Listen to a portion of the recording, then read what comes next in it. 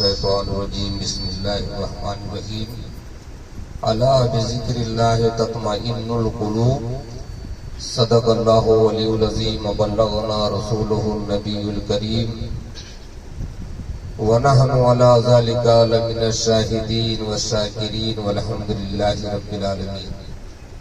آئیے ہم اور آپ سبھی لوگ نہایت عقیدت و محبت کے ساتھ گنبد خضرا کی جانب لو لگا کر بھیک دینے والے داتا واقع امام الانبیاء امام المرسلین حضرت آمینہ کے دلارے دائی حلیمہ کے جگر پارے حضرت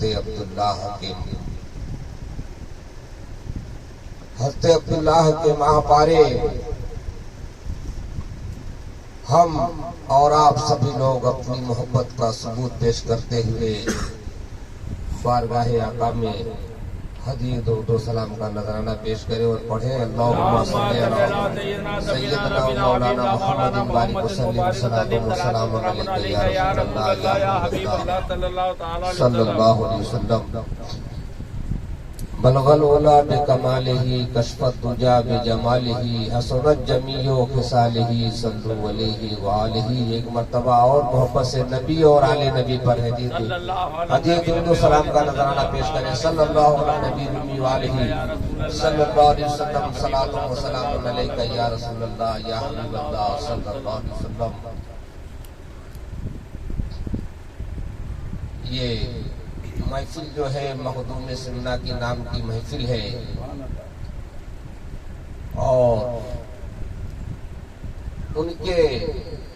ان سے محبت کرنے والے لوگ ہر جمعرات کو اس محفل میں حاضر ہوتے ہیں، اور کچھ ایسے لوگ بھی ہیں جو محبت کرتے ہیں لیکن کچھ عذر ایسا ہے کہ وہ آ نہیں سکتے، دور ہے۔ بہرکیف مخدومی فیضان سب پہ جاری ہے، ہر محبت کرنے والوں پہ جاری ہے، صبح قیامت تک جاری رہے گی۔ یہ مخدوم اشرف جہانگیر سمنانی رضی اللہ تعالی عنہ کی محفل ہے، اور یاد رکھو ان کی چوکھٹ پر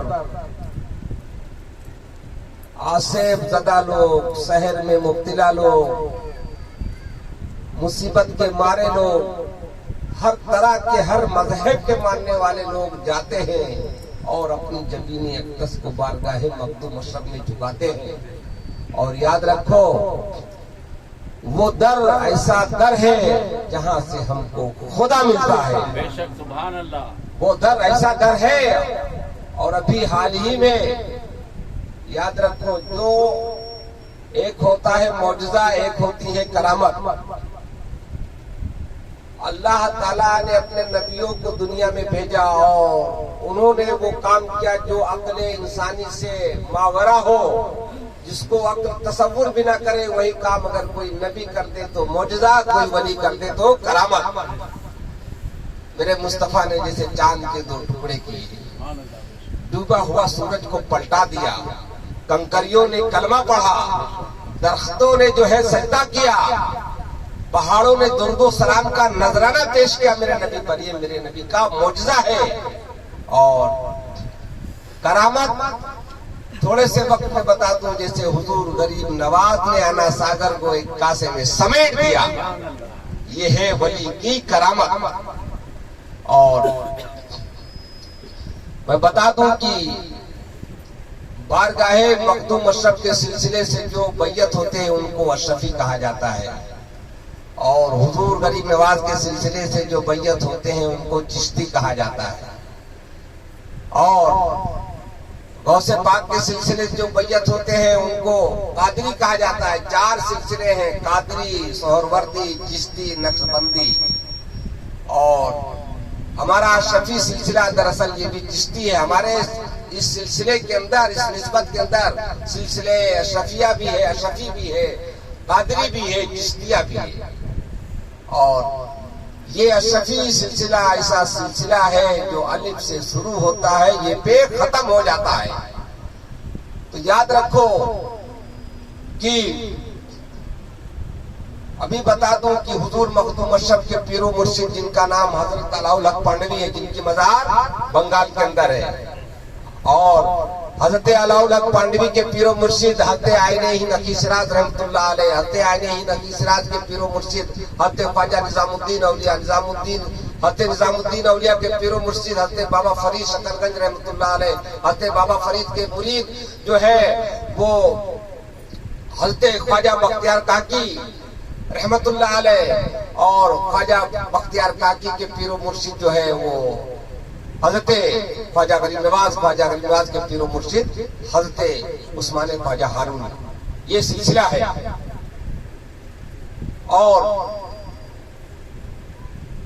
لوگ دنیا میں ایسے ہیں جو بیعت ہونے کے لیے پیر ڈھونڈتے ہیں کہ اچھا پیر مل جائے تو ہم اس سے بیعت ہو جائے گا، لیکن یاد رکھو مخدوم اشرف کی شان ایسی شان ہے کہ جب آپ مخدوم اشرف جہانگیر سمنانی تخت سلطنت کو چھوڑ کر بادشاہ تھے، آپ سمنا کے بادشاہ تھے، لیکن جب بادشاہیت کو ترک کر دیا، ماں سے اجازت لیا کہ اب ہم دنیا داری ترک کر رہے ہیں، تو جانتے ہو کہاں آتے ہیں؟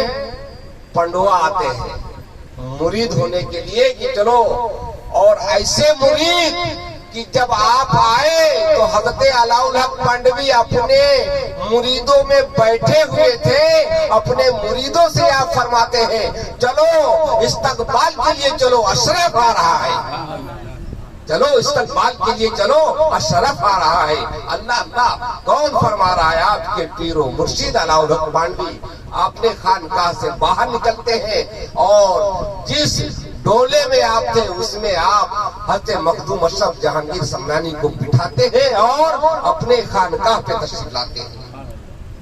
یہ مقام ہے حضرت مخدوم اشرف جہانگیر سمنانی کا۔ اور بتا دوں وقت کی بڑی قلت، اور کچھ مہمان میرا روڈ سے بھی اس محفل میں آج تشریف لائے، بہت خوش نصیب ہے وہ لوگ جو آج اس مخدومی عدالت میں آئے ہوئے ہیں۔ اور یاد رکھو کہ مخدوم اشرف جہانگیر سمنانی کی ذات ایسی ذات ہے کہ جب بھی ان کی محفل میں بیٹھ جاؤ ان کی عدالت لگ جاتی ہے۔ جس مقصد کے لیے آپ بیٹھ جاؤ تمہارا ہر جائز کام ضرور پورا ہوگا۔ آپ کے پیر و مرشد حضرت علاؤل حق پانڈوی رحمت اللہ تعالی علیہ اپنے زمانے کے بہترین ممتاز عالم دین تھے، اور واضح و نصیحت کرتے تھے، لیکن کچھ زمانے کے بعد آپ کے زبان میں لکنت آ گئی تو آپ نے کہا خطاب چھوڑ دوں گا۔ لیکن اپنے زمانے کا ایک بہترین عالم جب خطاب چھوڑ دے گا تو واقعی لوگ ماننے کے لیے تیار نہیں ہوئے۔ ملاقات کی حضرت تاریخ دی دیجیے، خطاب کرنا ہے، تقریر کرنا ہے، تو آپ نے اس کے لیے اپنے خادم کو بلا کر ایک فیصلہ سنایا، کہا کہ دیکھو مجھ سے اگر کوئی ملنے آتا ہے تو خانقاہ کے باہر ایک ڈیگ میں پانی چڑھا دیا۔ کیا چڑھا دیا؟ ایک ڈیگ میں پانی چڑھا رکھا، اور اس کے نیچے کا لکڑیاں جلا دو، پانی گرم ہو گیا۔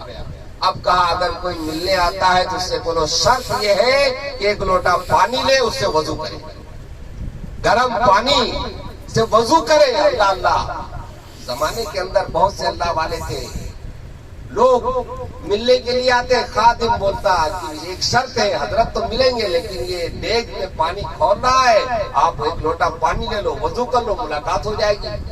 بہت سے اللہ والے ایسے ہیں جن کی ولایت بھی چھن گئی، انہوں نے وضو نہیں کیا، کوئی جو ہے تالاب میں وضو کیا، کوئی نہر میں وضو کیا، اب کوہرام مچ گیا چاروں طرف۔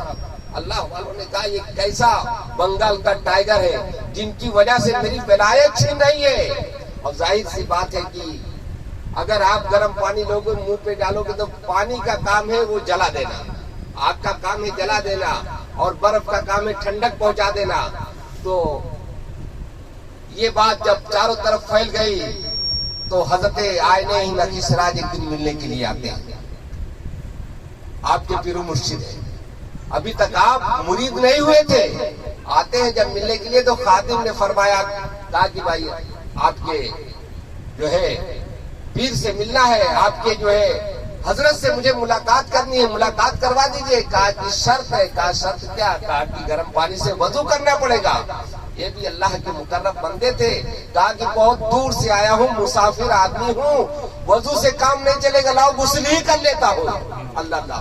حضرت آئین ہند علیہ السلام نے اس کھولتے ہوئے پانی سے غسل کر لیا اور پھر وہاں رکے نہیں, چلے گئے.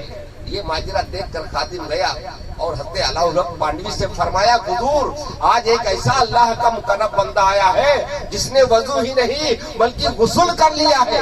ارے کہا روکو, ایسے ہی بندے کی مجھے تلاش تھی, ایسے ہی بندے کی مجھے تلاش تھی, روکو. جب خادم باہر آیا تو جا چکے تھے. آپ نے پتہ لگایا کہ آپ ٹھہرے کہاں ہیں, تو معلوم ہوا فلاں جگہ کلکتہ کے اندر آپ ٹھہرے ہوئے ہیں. صبح ہوتی ہے تو حضرت علاؤالحق پانڈوی ملنے کے لیے جاتے ہیں, آپ سے ملنے کے لیے جاتے ہیں. لیکن ملنے کے لیے ایک اللہ کا ولی, ایک اللہ کے ولی سے ملنے کے لیے جا رہا ہے تو سواری کیسی؟ جنگل کا جو شیر ہے وہ خدمت میں حاضر ہوتا ہے. حضرت علاؤالحق پانڈوی کی خدمت میں وہ شیر حاضر ہوتا ہے اور حاضر ہونے کے بعد آپ اس پر بیٹھ جاتے ہیں. اور جاتے کہاں ہیں؟ جہاں پر ٹھہرے ہوئے تھے آئین ہند اخی سراج رحمت اللہ علیہ, وہاں جاتے ہیں. صبح کا وقت ہے, لوگوں نے جب دیکھا تو بہت چرچا ہوا. کہا کہ حضرت وہ دیکھو علاؤالحق پانڈوی آ رہا ہے, شیر پر بیٹھ کر آ رہا ہے. تو کہا آنے دو, کوئی بات نہیں. جب جیسے ہی حضرت علاؤالحق پانڈوی تھوڑا قریب ہوئے آپ سے, تو جانتے ہو آپ نے کیا کیا؟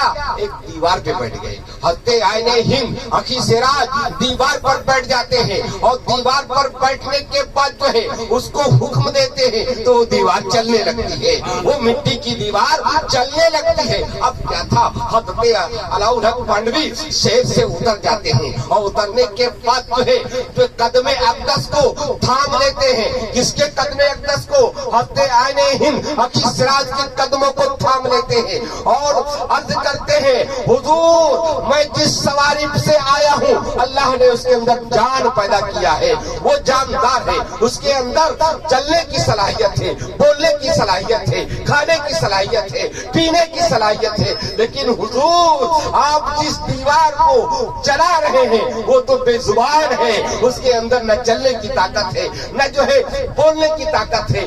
آپ جس چیز کو چلا رہے ہیں بے جان ہے. اللہ اللہ, یاد کرو پیر کیسا ہونا چاہیے, ذرا دیکھو تو صحیح. مرید کیسا ہونا چاہیے, مرید ایسا جو شیر پر آ رہا ہے اور پیر ایسا جو دیواروں کو حکم دے تو دیوار چل رہا ہے. یاد رکھو مرید کس سے بھی ہو لیکن اپنے دل میں پیر کی سچی محبت ہونی چاہیے. آپ کے دل میں جب تک آپ کے دل میں پیر کی سچی محبت نہیں ہوگی آپ کو فیض و برکات سے مالا مال قطعی نہیں ہوں گے. ساری دنیا آپ گھوم لیں, پیر کے بغیر رب نہیں ملتا. یاد کر لو, پیر کے بغیر رب نہیں ملتا. ارے مرید ایسا ہو, مرید ایسا ہو جس کو دیکھ کر اس کا پیر یاد آ جائے, مرید ایسا ہو جس کو دیکھ کر اس کا پیر یاد آ جائے. اور میں بتا دوں حضرت امام اعظم ابو حنیفہ کی ذات ایسی ذات ہے جس کے مسلح پر ہم چلتے ہیں. جانتے ہو جب مسجد میں آپ جاتے تھے اور لوگ وضو کرتے تھے تو آپ اس ٹپکے ہوئے پانی سے جان جاتے تھے کہ اس بندے کے اندر یہ گناہ کر کے آیا ہے, یہ گناہ کر کے آیا ہے. ایک دن آپ کوفہ کی مسجد میں گئے اور جانے کے بعد ایک نوجوان وضو کر رہا تھا تو آپ نے اس کے جسم سے جو قطرے ٹپک رہے تھے دیکھا تو کہا کہ تو جو ہے اپنی ماں کو ستا کر آیا ہے. اللہ اللہ, تیرا گناہ تو دھل رہا ہے لیکن تو اپنی ماں سے جا کر جو ہے وہ جو ہے معافی مانگ. وہ نوجوان فوراً آپ کے قدموں کو تھام لیتا ہے اور توبہ کرتا ہے. ایسے ہی ایک انسان اور تھا جو وضو کر رہا تھا, آپ نے دیکھا تو اس کے جو وضو کا پانی جو بدن سے ٹپک رہا تھا, کہا کہ تو نوجوان تو شراب پی کر آیا ہے, مسجد میں شراب پی کر آیا ہے, وضو کر رہا ہے. وہ انسان سمجھ گیا کہ کوئی اللہ کا مقرب بندہ ہے, اس نے وہی توبہ کی. ایسے ایسے اللہ والے ہیں. تو آخری بات یہ کہ جب تم پیر ایسا ملے کہ جب تم جاؤ کہیں نکلو تو لوگ تمہیں کہیں یہ جو دیوانے جا رہے ہیں, یہ لوگ جا رہے ہیں, یہ مسلمان مان جا رہے ہیں یہ عارف الاولیاء کے مرید ہے، یہ کلیم الاولیاء کے مرید ہے، یہ شیخ الاسلام کے مرید ہے، یہ غازی ملت کے مرید ہے۔ پیر مرید ایسا ہو جسے دیکھ کر جو ہے پیر یاد آ جائے، اور پیر ایسا ہو جسے دیکھ کر خدا کی ذات یاد آ جائے۔ استغفر اللہ ربی من کل ذنب واتوب الیہ۔ اب چراغ شریف جل